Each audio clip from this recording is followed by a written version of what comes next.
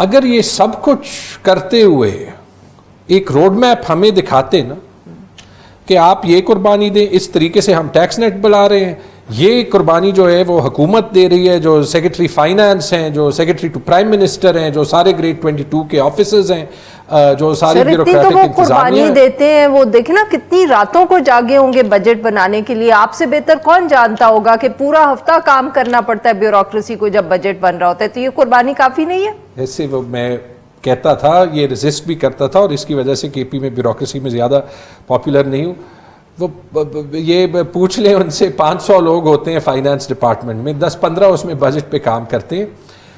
اس کام کرنے کا آنریریم جو ہے وہ ساری اسمبلی لیتی ہے, سارا فائنانس لیتا ہے, سارا پی این ڈی لیتا ہے. یو مین اوور, اس کو جس کو اوور ٹائم کہتے ہیں, ہاں سارا جو ہے وہ اسٹیبلشمنٹ ڈویژن لیتا ہے, سارا پی ایم آفس یا سی ایم آفس کا. سر کتنا ہوتا ہے یہ جو اوور ٹائم ہے؟ آئی ڈونٹ نو, یہ آپ نے بڑا مشکل انگریزی کا لفظ جو ہے وہ لیتے ہیں, آنریریا اس کو کہتے ہیں نا. اچھا, 3 مہینوں کی تنخواہ ملتی ہے 10 دن کام کرنے کی.